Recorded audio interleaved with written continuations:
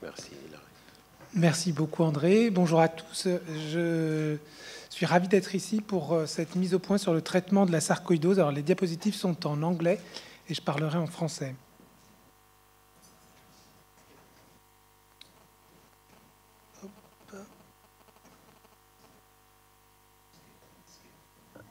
You can skip it. OK.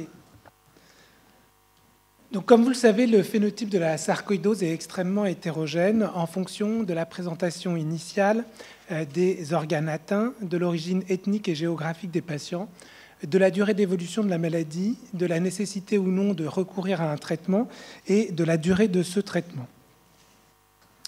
Environ la moitié des patients vont guérir spontanément, sans aucun traitement, le plus souvent dans les 24 mois qui suivent le diagnostic. La rémission reste possible dans les 5 ans suivants, mais elle est beaucoup plus improbable au-delà.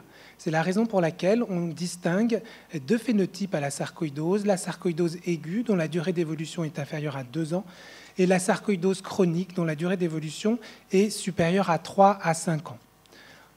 Approximativement, la moitié des patients vont avoir besoin d'un traitement. L'inquiétude majeure pour les patients qui ont une forme chronique de la sarcoïdose, c'est le développement de séquelles, le plus souvent en rapport avec une fibrose pulmonaire. Jusqu'à 7% des patients vont finalement mourir de leur maladie, dans les pays occidentaux essentiellement de leur fibrose pulmonaire, sous la forme d'une hypertension pulmonaire et ou d'une insuffisance respiratoire terminale, et plus rarement d'une atteinte cardiaque ou d'une atteinte du système nerveux central. Un certain nombre de paramètres sont associés à un bon pronostic de la maladie. C'est une présentation aiguë, un érythème noueux, une arthrite aiguë, une uvéite aiguë, un stade 0 ou 1 radiographique, alors que d'autres paramètres sont associés à un pronostic péjoratif.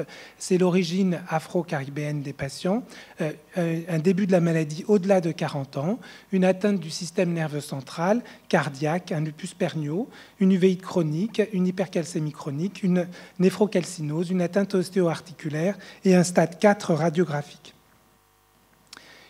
Il est important de commencer par un certain nombre de considérations générales. Tout d'abord, le traitement n'est pas curatif, mais purement suspensif, si bien qu'un arrêt prématuré peut s'accompagner d'une rechute de la maladie. Le traitement va supprimer la formation des granulomes et ses conséquences cliniques et fonctionnelles, mais n'aura aucune incidence sur une fibrose déjà constituée. Et il y a habituellement une dose seuil qui va permettre de contrôler le processus granulomateux.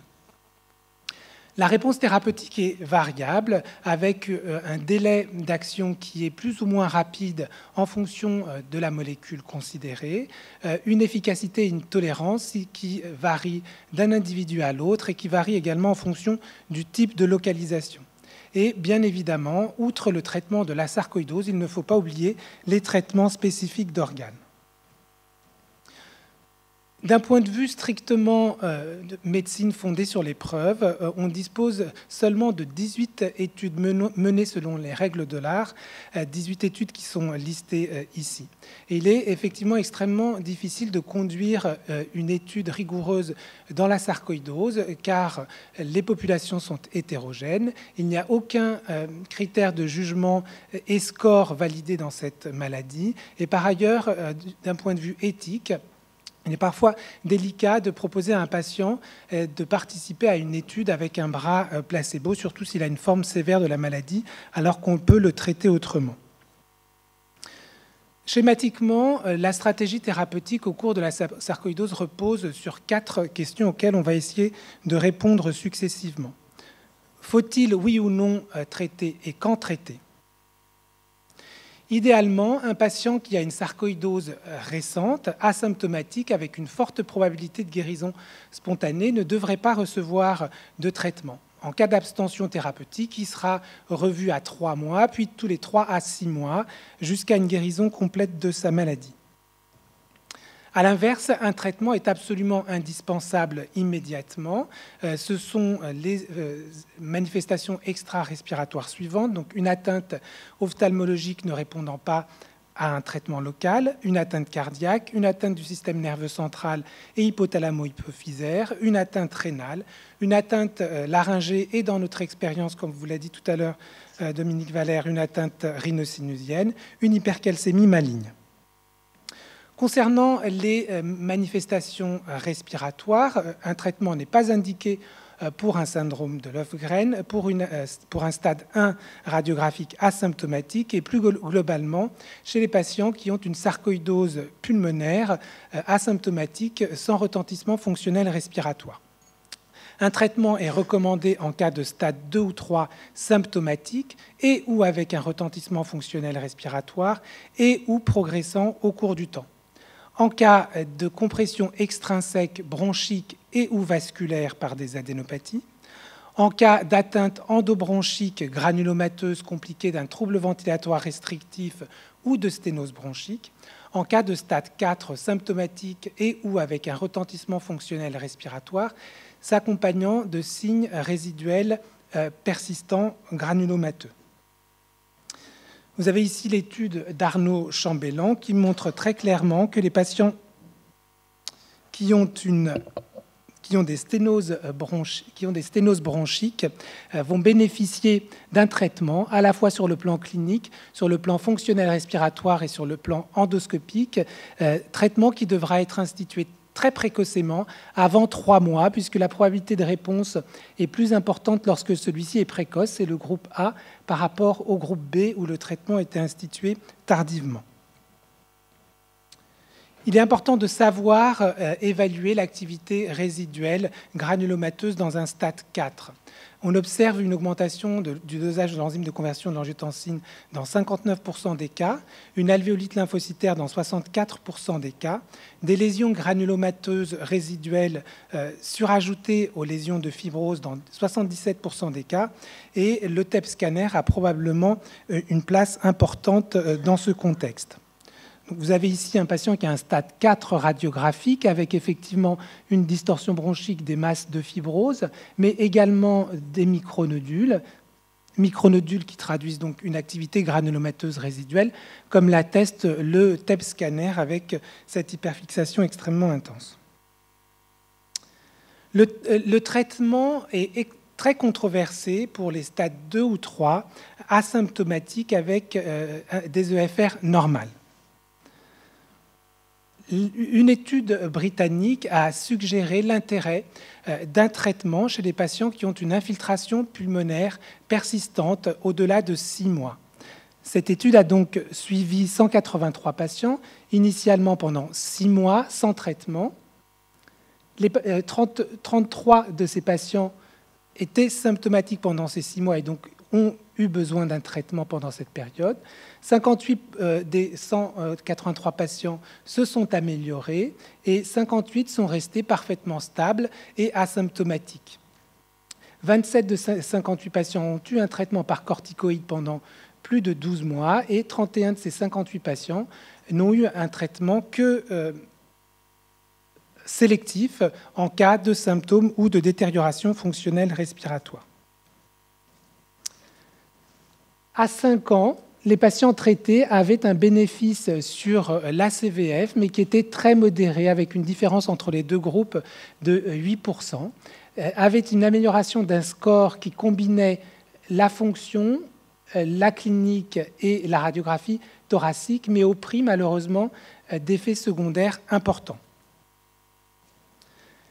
La deuxième étude, une étude finlandaise, prospective, contrôlée versus placebo, où les patients, quel que soit leur stade radiographique, étaient traités d'emblée, sans recul de 6 mois, soit par corticoïde oral pendant 3 mois, relayé par une corticothérapie inhalée pendant 15 mois, soit dans le bras placebo. À 5 ans, il n'y avait aucun bénéfice du traitement pour les stades 1 radiographiques. Par contre, pour les stades 2 ou 3, il y avait un bénéfice en termes de CV et de DLCO à 18 mois et à 5 ans. Là encore, le bénéfice était très modéré, avec sur la CV simplement une différence de 4%. Donc il faut être extrêmement prudent avec ces deux études et il n'est pas certain que le gain obtenu sur le plan clinique vaille le prix à payer pour les effets secondaires. Quelle est la dose optimale et la durée optimale du traitement? Il n'y a malheureusement pas de traitement validé. Habituellement, la dose est débutée entre 1/3 et 1 mg kg jour, puis le patient est évalué à 1 ou 3 mois de traitement et en cas de réponse positive, la corticothérapie générale est diminuée progressivement jusqu'à déterminer la dose minimale efficace, dose seuil qui est comprise entre 5 et 20 mg par jour. En règle générale, le traitement devra être maintenu pendant 12 mois, mais cette durée doit être adaptée au cas par cas. Vous voulez supprimer le petit? Allez-y. Merci. Il est parfois indispensable de faire des bolus de méthylprednisolone dans des situations inquiétantes, par exemple l'atteinte de type névrite optique rétrobulbaire, l'atteinte du système nerveux central, l'atteinte laryngée et peut-être l'atteinte rénale. Les rebonds ou poussées de la maladie sont très fréquentes lors de la décroissance cortisonique. Il suffit alors de passer au palier précédent et elles surviennent chez 13 à 40% des patients à distance de l'arrêt de la corticothérapie générale. Le plus souvent dans les 6 mois qui suivent l'arrêt de la corticothérapie générale, exceptionnellement jusqu'à 3 ans. Il existe une concordance entre les manifestations survenant lors de la rechute et les manifestations initiales, en tout cas pour la grande majorité des patients, si bien que la survenue en cours d'évolution d'une manifestation qui n'était pas là originellement doit faire remettre en doute le diagnostic d'atteinte de la sarcoïdose et soulever la possibilité d'une comorbidité. La guérison ne pourra être confirmée qu'avec un recul de plus de 3 ans sans aucun traitement. Quand proposer un traitement alternatif à la corticothérapie générale? Il faut retenir que la corticothérapie générale reste le traitement de référence le plus rapidement efficace et le plus fiable. Les autres drogues utilisées dans la sarcoïdose ont un délai d'action qui peut être long, entre 3 et 9 mois, sauf pour l'infliximab qui a une efficacité rapide. Et donc, la corticothérapie générale reste le traitement de première intention dans les formes sévères. On peut proposer des alternatives thérapeutiques dans plusieurs situations. Premièrement, on peut privilégier certaines drogues en fonction de la manifestation de la sarcoïdose. On peut proposer certaines drogues en cas de contre-indication ou d'effets secondaires sous corticoïdes pour leur effet d'épargne cortisonique ou en cas de sarcoïdose résistante. Effectivement, le choix peut se porter en faveur du plaquenil ou des tétracyclines pour une atteinte cutanée qui est modérée, ou parfois vers le thalidomide lorsqu'il existe une atteinte cutanée extrêmement sévère et affichante, notamment un lupus pernio. L'hydroxychloroquine peut être efficace sur les atteintes pulmonaires modérées récentes.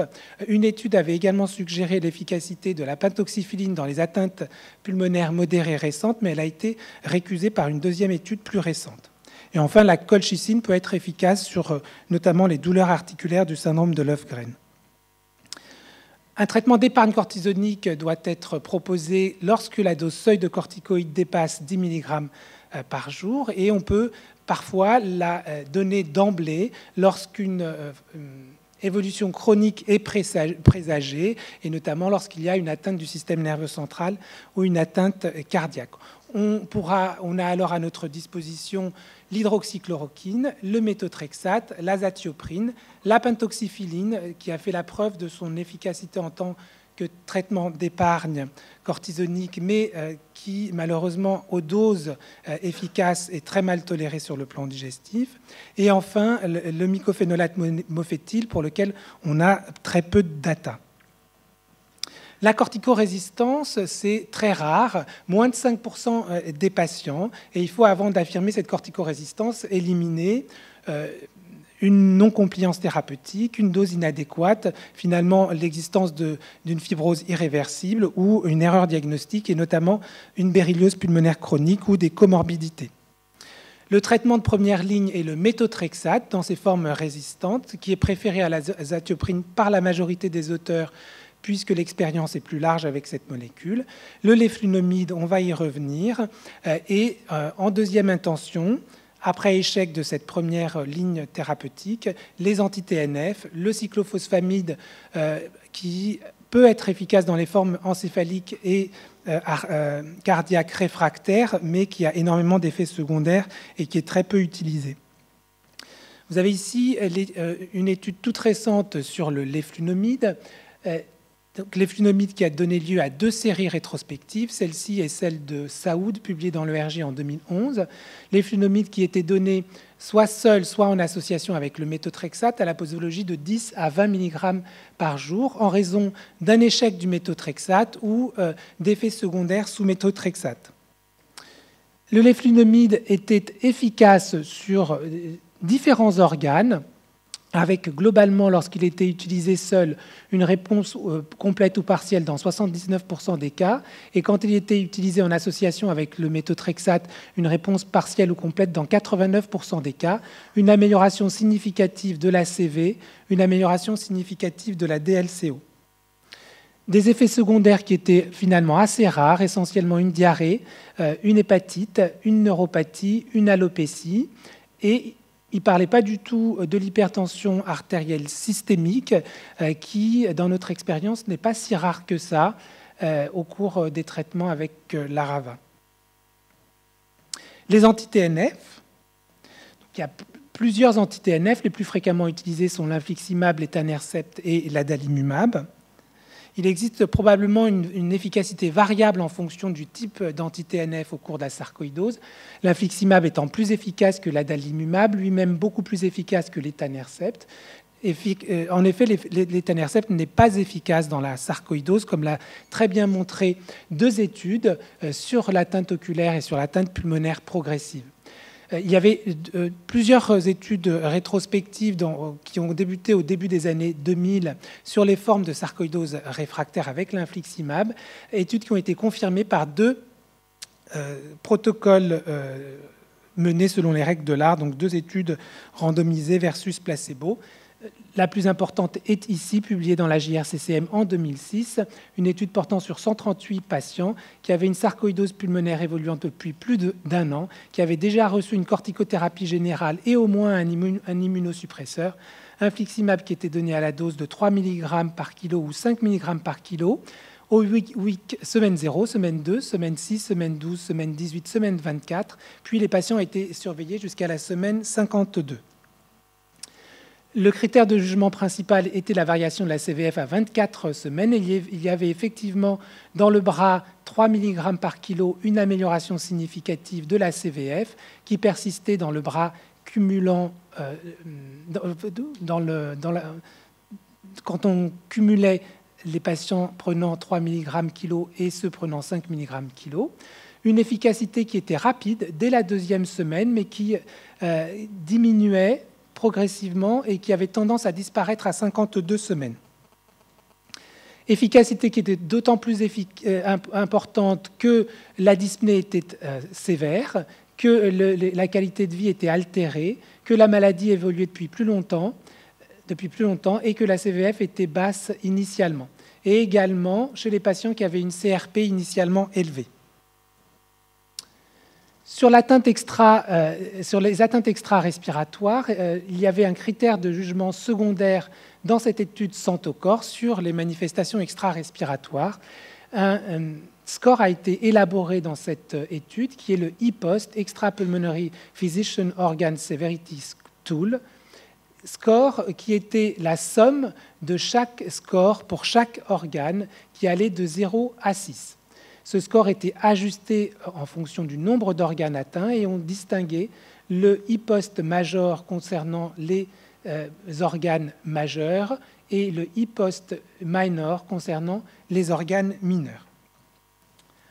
Il y avait effectivement un effet significatif sur le EPOST et sur le EPOST ajusté à 24 semaines, mais qui disparaissait tardivement. Quand on regardait chaque organe pris séparément, il n'y avait pas de différence significative avec l'infliximab, mais l'effectif était faible pour chacun de ces organes. Et il n'y avait pas de différence significative lorsqu'on considérait le e-post minor ou le e-post major.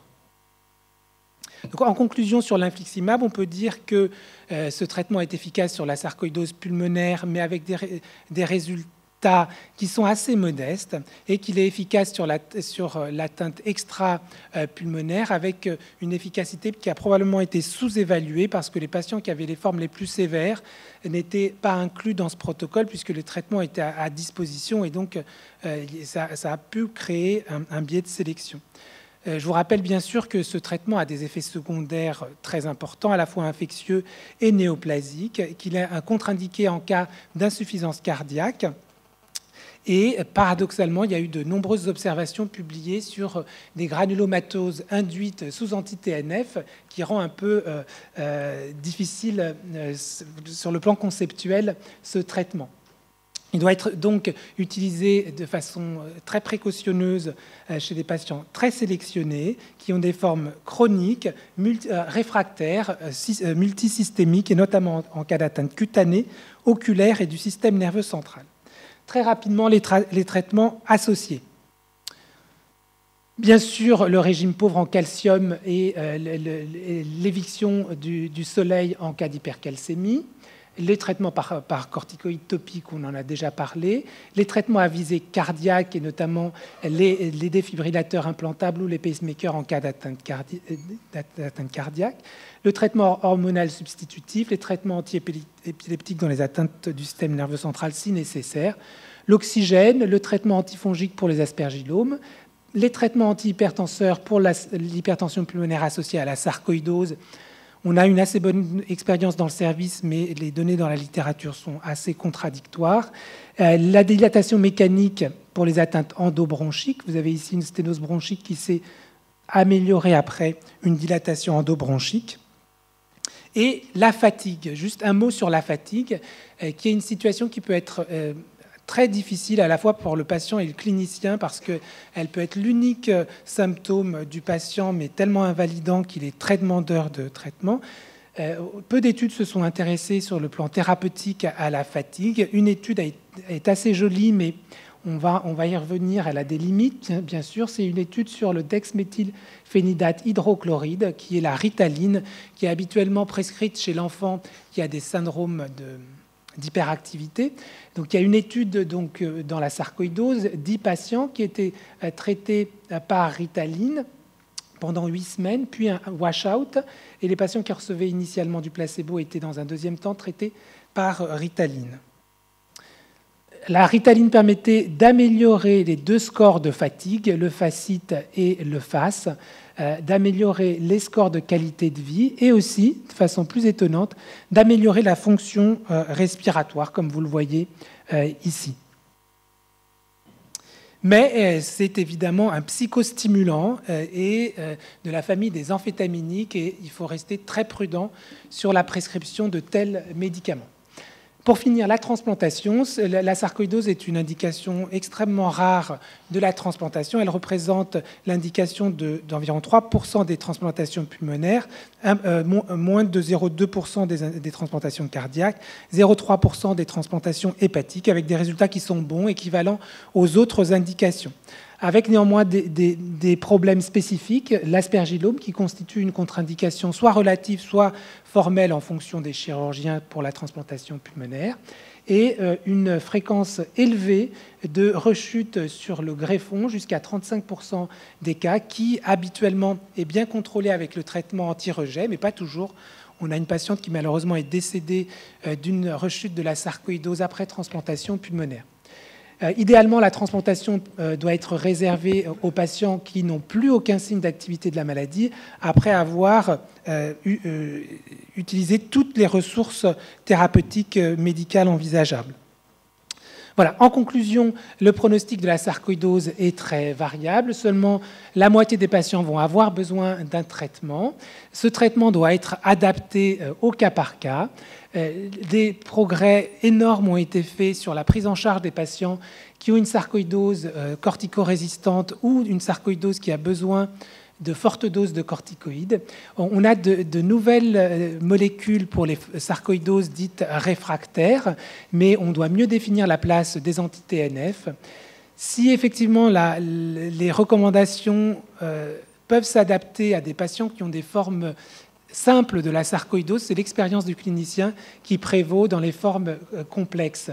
Il y a une étude en cours sur l'ustekinumab, qui est un anticorps monoclonal contre l'IL-12 et l'IL-23, et le golimumab, qui est donc un anti-TNF.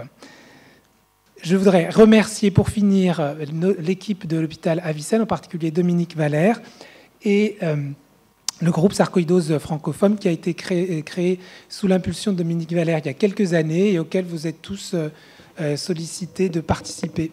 Merci beaucoup. Merci Hilario pour cette mise au point. Myrna nous permet de prendre quelques questions.